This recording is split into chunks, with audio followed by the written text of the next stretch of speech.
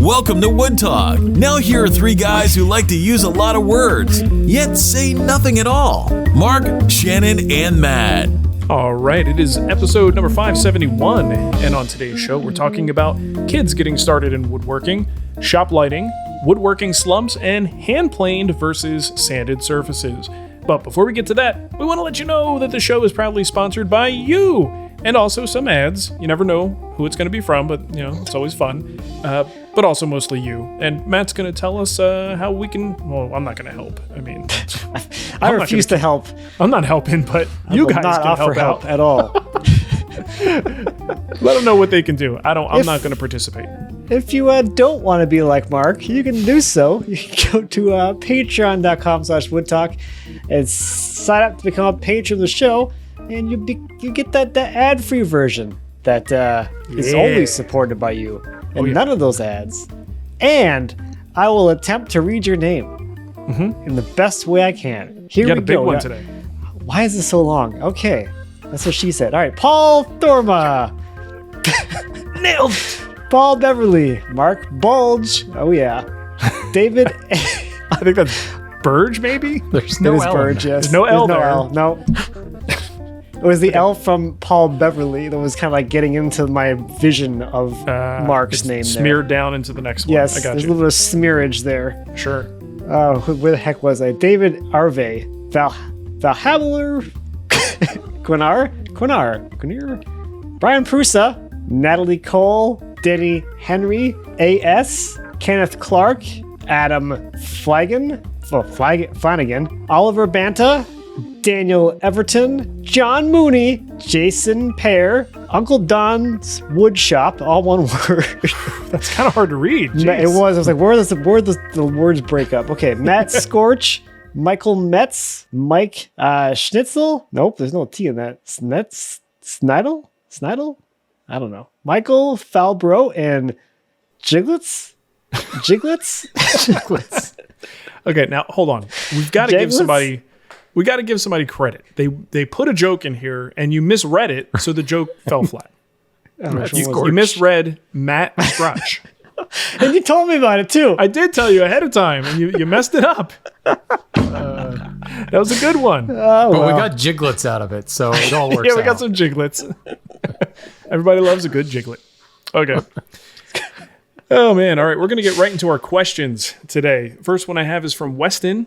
And this person is 13 years old. How great is that? Right on. Awesome. So Weston says, I'm getting into power tools. All I have is a handsaw, a lathe, and a grinder. What tools are best? And how can I get my parents to trust me by myself? Thank you. Love the show. Keep knitting or something. All right, this one could be a little bit tricky. So we got to give them some tool recommendations and then talk about the whole parenting side of this. And Weston, I may disappoint you a little bit here because being a parent myself, I would also be apprehensive about letting my children play with sharp cutting tools. It would take a lot of proof, to see them doing things with a certain level of competency and control that I might still not feel comfortable letting them, do it completely by themselves. But as a parent, it might be hard to understand at 13, but as a parent, it's one of these things where you have to judge your children. You just see them. If you got a kid who's constantly tripping over their own feet, dropping their bowl of cereal on the way to the living room on a Saturday morning, just a little bit clumsy, you just have trouble trusting that child with sharp things. It's the way it's going to go. I don't know your parents, but I assume they're doing the right thing by being protective, and they'll know when the right time is, so you have to be patient with them. In that regard. But as far as tools, he doesn't have a whole lot. He's got a handsaw, lathe, and a grinder, but he wants to get into power tools. What do you think is like a good first tool to kind of break the ice? My brain's going toward a jigsaw. Yeah, you can do a lot with a jigsaw. Good to control, just make sure the workpiece is clamped down. Easy, it's not too heavy. You could have different blades on it for different types of cuts and things like that. Pretty handy tool to have. What else would be good?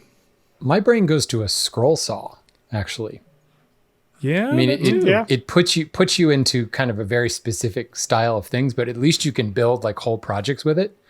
I mean, certainly you could build all kinds of stuff with a jigsaw. My only concern is the difference between like a really good jigsaw and one that you pick up at like the average big box store is pretty big. The precision, like the way the blade deflection happens vertically on a lower quality jigsaw, whereas scroll saws tend to be pretty much the same across the price spectrum. But I don't know.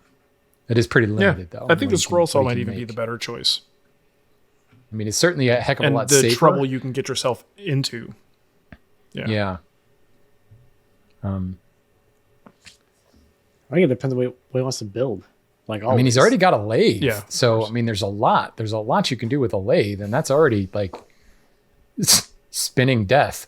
So maybe not as spinning death as a table saw, but certainly fling things across the room. Yeah. I don't know. There is something to be said about the handheld power tools, though. Certainly from a price point, but also from a, well, I don't know. You can still cut things off with a handheld power tool.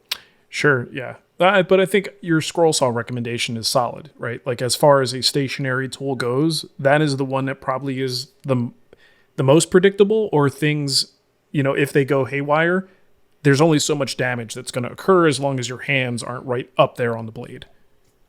Yeah. Okay. Well, hopefully that helped you out, Weston. I know it's a tricky time, but you got to trust your parents, and they have your best interests in mind. And just keep proving to them, keep showing them how good you are, and eventually they will trust you. Are we assuming that his parents want nothing to do with the shop? Like, I mean, is it one of those things where maybe you can involve mom or dad and work on something together? And, it seems to me that would be the faster way to demonstrate your competency, is having them right there with you. I would assume there's got to be, as the supervision is happening, it's also participation and maybe teaching. But I'm making a lot of assumptions there. I don't know. Could also just didn't be give us those enough angsty info. teen years, and he doesn't want his parents around. Do it myself, Dad. God, like that. Yeah, exactly. Just wait, that's my son. That's Mateo. Okay. Oh, good. You're up, Matt. All right, this question is from John. Hypothetically, if I were building a non-epoxy table using something like 3-inch thick white oak planks, so basically gold bars, that were 6 to 8 inches wide, I want a table that resembles a castle door. When gluing them together, could I cut a groove into the edges and use a nearly full-length spline, stopping short of the ends so that it wouldn't be visible once assembled? Instead of messing with dominoes, dowels, or biscuits, what would be the advantages and disadvantages of doing that? I'm thinking of a spline that is about a third of the thickness of the boards. Yep. Splines are a much older form of alignment than dominoes. Mm-hmm. We call that a tongue and groove joint. It's a floating tongue. Yeah, a blind tongue and groove. Fancy. Fine, yes. Yes. The answer is yes. You can do this. And it's been done. I got a real problem with this. I got a bone to pick with this question, though. Okay. Maybe not with John specifically, but maybe society in general is where my problem lies. Are we at the point now that we have to specify that it's a non-epoxy table? The default is epoxy table? Right. Why isn't he just doing a table, and if there's epoxy involved, he would let us know? A non-epoxy table. I'm kind of pissed about this. It's your fault. You only have yourself to blame. I think we have Blacktail Studios to blame, not me. You started this. I've always used it as glue and filler, not as, big filler. Building material. They're just taking what you started and running with it. It's a From giant filling knot. little knots to filling giant voids. I mean, it's a small leap. Yeah, it's a very big knot. I don't know. Fill the knot and cut all the just surrounding wood away to reveal your epoxy table. Yeah. Yeah, Yes, right. that's what it is. I'm just busting balls there, John. But it sucks. All right. Shannon, I think you're right. I don't think we have anything else to add to that. The answer is yes. Yes. Yep. That's fine. Yes. Peter says... I thought we were doing quick questions. What is... Oh, sorry. Yeah, we are. We are. No, you did the right thing. Ignore Shannon. Okay, I will. I will continue ignoring him. He usually does. Peter writes and says, I'm a hybrid woodworker. Cha-ching. Who learned using hand planes because of space and noise constraints. I use my random orbital frequently, but I just love the way a nicely planed wood feels to the touch and prefer it over the feeling of sanded wood. However, many high-end finishes such as Rubio recommend applying finish to wood sanded to a certain grit, like 120 to 180. What I end up doing is planing the wood so it's straight and smooth, then sanding the finish to the manufacturer's instructions, but it kills me to do it. Is there an advantage to doing this? What are the pros and cons of applying finish to sanded wood versus planed wood? I know porosity is a primary concern with finishes, but how does that translate to a planed surface, particularly for Rubio, since I use that a lot on walnut? In general, I think you'll find that most finishes say that they want you to plane it a little bit, to provide tooth, supposedly. The bigger issue is you want to plane it to avoid mill glaze. So, if you're buying this, wood from a professional mill, you often will end up with a bit of wood glaze or mill glaze where the surface tends to be kind of burnished. And that can affect absorption of finish. It can sometimes affect absorption of glue. I think for the most part, if you're milling your own lumber, woodworkers in general, hobbyist woodworkers tend to be a lot more careful about it. And the mill glaze isn't quite as much an issue. Now, I do know that Rubio's got some other magic in the mix. But I mean, there's a lot of people who say if you plane a surface, it's like equivalent to 320 grit or 400 grit, some high grit number. I've never really paid much attention to that because it's less about the grit and more about, what's the word I'm looking for? Abrasion versus planing. When you plane a surface, you're separating the fibers more cleanly, whereas when you're sanding it, you're creating tiny, tiny little scratches across the grain, with the grain, around the grain. It's a random orbital. And that's what causes things like grain raising, because you're tearing up those long straws on the surface. Whereas technically a plane can do that as well, but it tends to leave the more intact surface because you're relying upon that shearing strength of the wood. I've seen this play out sometimes, like if you have a board that you're perfectly planing, like with the grain, maybe you've riven that board, you get 0 to no grain raising. But other times I'll plane a board and it'll get grain raising. But I've never had a finish not stick to a hand plane surface. I don't know. Have you ever run into that? I've never had a finish not adhere in general, unless there's like something else like contamination, from something else in the process. Yeah. But level of sanding or level of planing has never been a factor for me. I mean, I think it could be. And I think the challenge is it's like shades of gray in what impact actually is. If you put an oil on the surface, it's still going to look oiled after you're done, no matter how you prep the surface. When we're talking about things like these hard wax oils, where they do really like it to be a little bit more lower grit than we're used to, a lot of that comes down to you're getting one shot at this. The finish binds to the wood fibers, and the condition of that surface will dictate how much binding happens, how much finish actually gets embedded into the wood grain. So I think when you are looking at what those companies do, they're used to the floors, right? So they're looking at 100 or 120. They're not going much higher. So I have gone to 180 many times and used hard wax oils and got passable results. Now, is the surface as good in terms of being protective as it would have been if I went to a lower grit? I don't know. But I also know I'm not finishing and sending out a project that's been sanded to 120. It's just not going to happen in my shop. So I'll take it as it is. But I do have a feeling that at those lower grits, you get better performance. It's not that it isn't going to work or it's not going to bind. It's just maybe not going to be as protective with that kind of finish. More and deeper absorption at that lower grit. Right. It's the same concept behind when they water pop, and then if you hit it with a color, some kind of a stain product, the stain is more intense. It's darker. The rougher it is, it just pulls more of that stuff into the surface. Sure. But I think if you're going with, Rubio's the one that you scrub in with a Scotch-Brite pad, right? I'm not mixing that up with Osmo. No, Rubio is generally they can scrub it into the kind surface. Of be done that way. Yeah. Yeah. They can be buffed on. Right. So you're already kind of aggressively applying it. I imagine you can work it in pretty easily, regardless of the grit. But there's no question. It probably will have more, just more ingrain, more of the fiber is torn up, the more holes there is for the finish to penetrate into. Now, that said, how many times as a company is Rubio evaluating their product on hand plane surfaces? Right. So I'd be real interested to try that just to see, if there's any noticeable difference, because it is a very different thing that happens with the shearing that occurs with a hand plane versus the crushing that we're doing with sandpaper. So I don't know for sure how that would behave. I mean, I actually think it would. Let me just say, my only experience with Rubio is on hand plane surfaces. So maybe I'm not the right one to speak to how it different is, but I can tell you that it works fine. And several years later, it's still fine. Unfortunately, I only have 2 years of longevity on these projects, but looks great. Went on great. No problems. Yeah.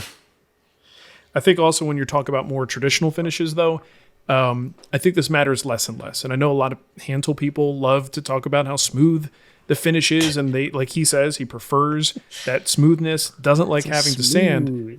But what happens when you go, like after your first coat or two of a traditional finish? Every time you touch the surface, what are you touching? You're not touching the wood anymore. Right. You're touching the finish. Right. So as you layer that finish, you can attain the same amount. Now, whether you have the clarity you're looking for, there might be differences in the quality and the visual on the grain based on sanding or planing. But in terms of just feel, and honestly, this is like a TV in the store problem where, like, if you looked at either one of these surfaces, they'd probably both look fantastic in isolation. But right next to each other, you might be able to see some slight difference between them. But ultimately, a traditional film forming finish, once you get a couple of coats on there, now you're touching a resin or plastic. You're no longer touching the wood. So the extra effort you put into planing it isn't really going to impact the piece in the long run if you're using that kind of finish. Yep. Okay. There it is. Yep. I said it. And now it's time to pay the bills. Let's go out to the lobby. Let's all go to the lobby. Let's all go to the lobby. Have ourselves a snack. Okay, so we got some more questions. I'm going to go right to Christian's question here. He says, this might be long-winded. I was a photographer and chef, and lighting was a big deal. In my workshop, I just added a bunch of LED overhead lights. I think I need less overhead and more task lights. Outside of filming, what lighting do you each use? Task, overhead, other? I try to make as much of my lighting serve all the purposes. Yep. You know what I mean? Like, because I don't want to. You're not lighting every single scene every single time. I mean, that gets old real fast. That's how I used to do it, and I was I was here. Not only did I do it, I was bad at it. Man, in the early days, you know what I was using? Moving a camera around was enough. Now I got to move light boxes around too. Right, that exactly. Sounds fun. So how about in the early days using clip-on aluminum Home Depot light fixtures with a light bulb in them? That was my light. That's good nice. stuff. All right, so yeah, in the shop, because we do film like 99% of what happens in there, I kind of like to blur the line between task lighting and overhead lighting. So the overhead lighting in my shop is substantial. There's a lot of it. But if I film with just that, you tend to get a lot of shadows. Faces don't look great. My face doesn't look great to begin with, but when it's lit from above, it's bad news. So we try to get as much, light coming in from a lower angle to fill in all of those things. And in my case, my workbench is up against the back wall. So I've got a very big broadcasting light on a stand at the front, plus windows that light can come in at a lower level. Got the big overhead lights, and then right behind my bench, I've actually got a LED strip, 4-foot strip, that's just on the wall above where the camera can see it, but is bringing some light in from the back to just fill that other part, because I never really know how I'm filming my workbench. The good thing about that is if it looks good to me for work purposes, it's usually going to look good on camera as well. So those assistive lights that I have at the lower level, those are very handy for task lights. Now, would I recommend somebody go and get a giant China bulb light to put in their shop just for, if they're not filming? I don't think so. You have clip-on table lamps, the magnifying LED lights. Those are handy, I found, especially as we get older. Sometimes you need a magnifier to see the details on what's going on. And having a little LED light ring there is super helpful too. So I'm curious, what do you guys use in terms of supplemental lighting?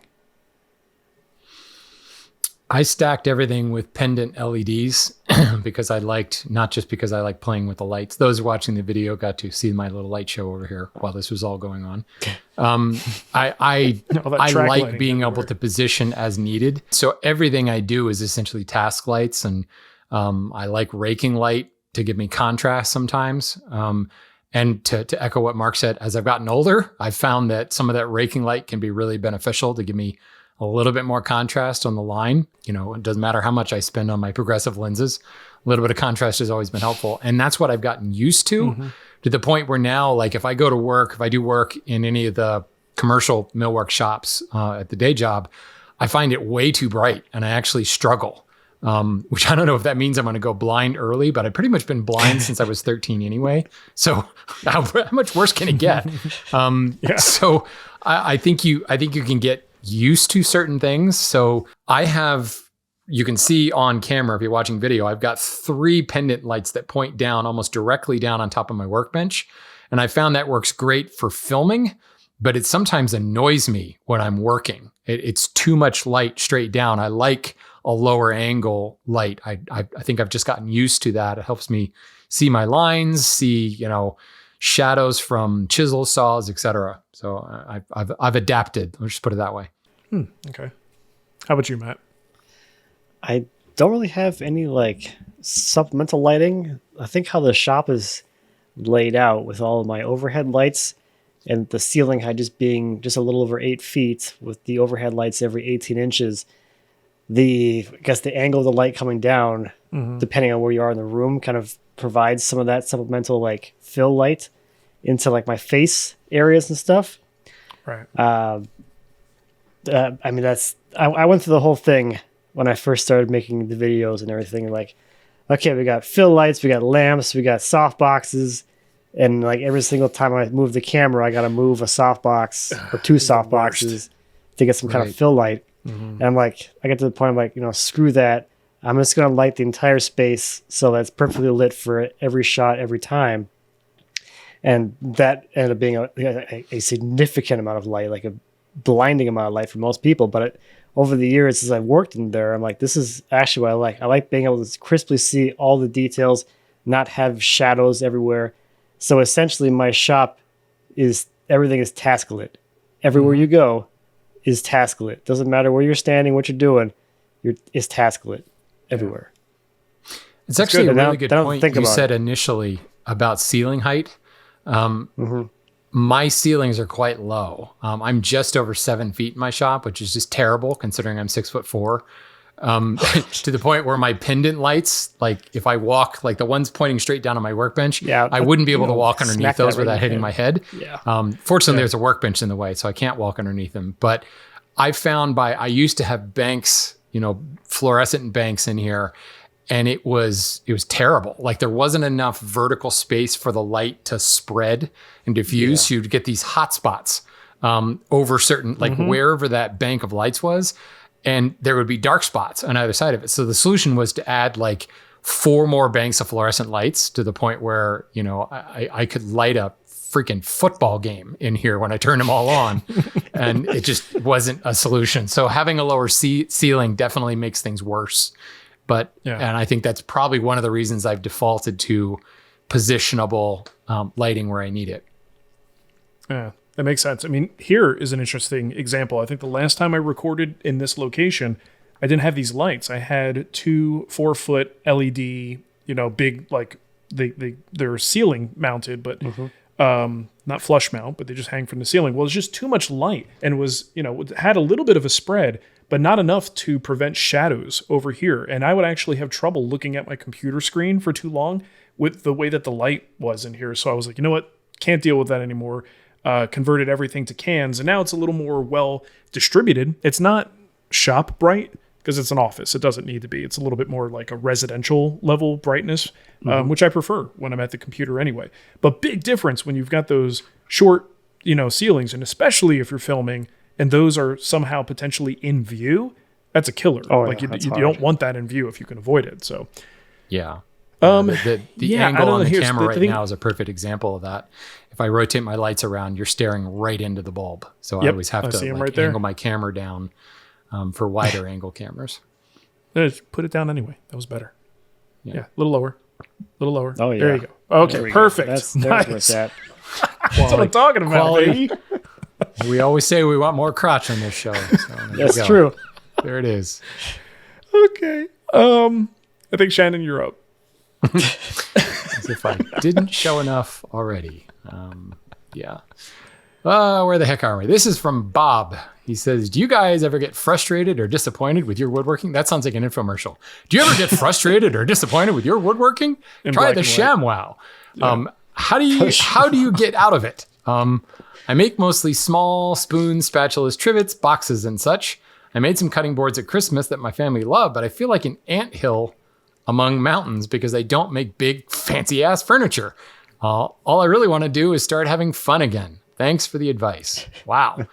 I think you might have answered your question there, Bob. How do you get out of your slump? You need to find a project that you're interested in, that you're excited about, whatever that is for you. And if you don't know,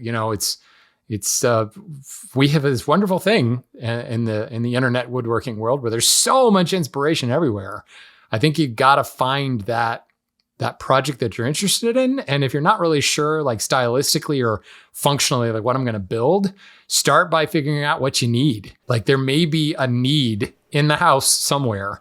And honestly, the more specific, the more niche the need, probably the better. Because that's really where this is the fun part, right? When you get to build, going back to our last episode, you get to build that perfect pantry that Mark and Matt are both really excited about, that perfect custom built pantry or the perfect plant stand. I don't know if Mark has found the perfect plant stand yet, but he's keeps trying. He's built 8 of them now.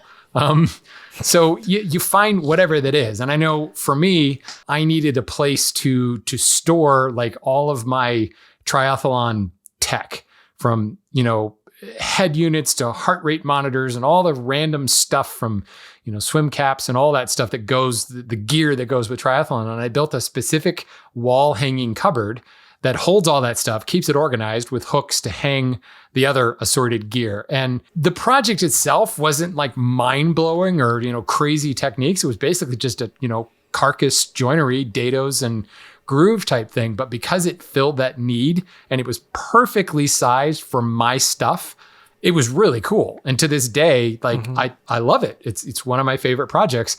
And, when I step back and look at it from like a technical woodworking perspective, it's not that impressive, but it's a favorite project because it filled that need. So I'd find the holes in your life, Bob, and fill it with woodworking. Fill the holes. Fill them all. Yeah. Fill your holes with woodworking. I think Bob is one of those classic examples of someone who I would say, stay offline. What, you know what I mean? Like, if he wasn't watching people, the fact that he has to say, I don't make big fancy ass furniture, well, he's comparing himself clearly. Nothing wrong with that. To the fancy asses. Like, he's comparing himself to people who build fancy ass furniture. You don't have to do that, Bob. You're your own man. Make your spoons, your spatulas. Stick with the stuff that makes you happy. And if fancy ass furniture would make you happy, then start doing that. But I don't think you need to compare yourself. And whether you realize it or not, when you're scrolling through Instagram and all these people that you follow, subconsciously, you are comparing yourself. I do this too. That's why I have so much gray hair, is because I constantly look at what other people do and I walk away feeling like I'm not doing enough. The kids are also part of it.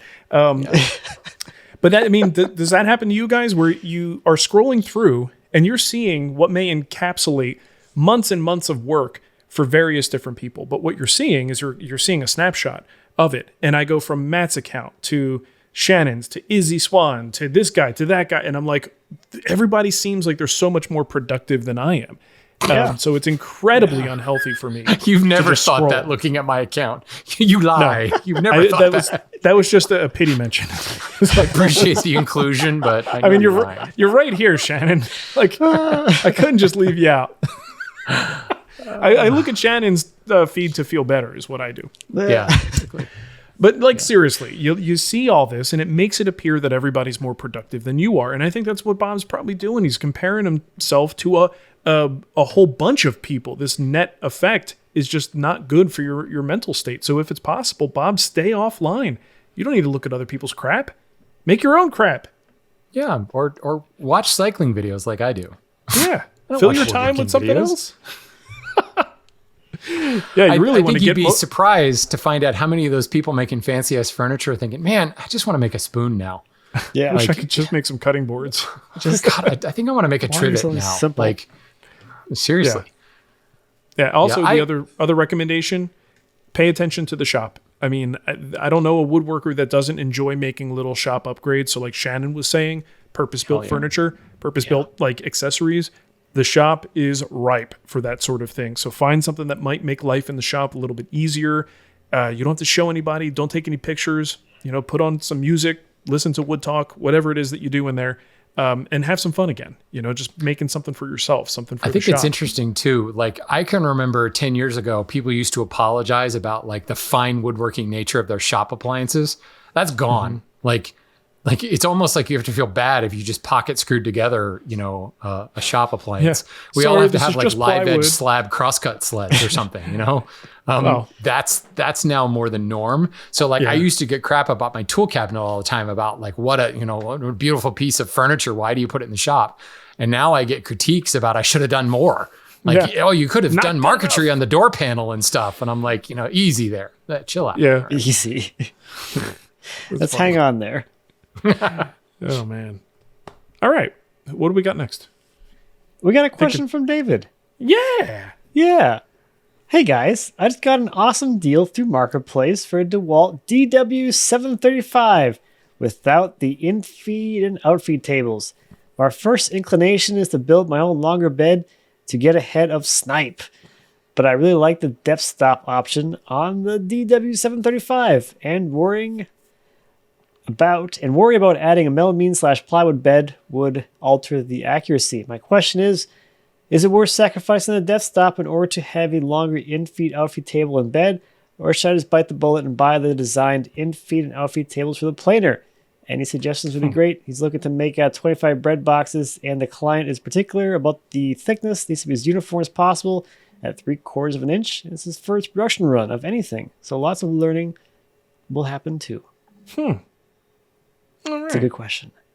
Yeah. I thought this is kind of an interesting group one because we all have planers. Even Shannon.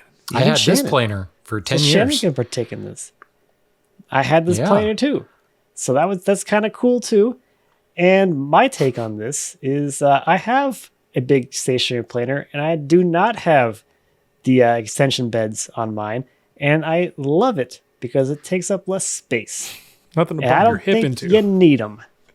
That's my hot take on this one. Now, as far as this planer goes, I don't really know. It's been kind of a long time.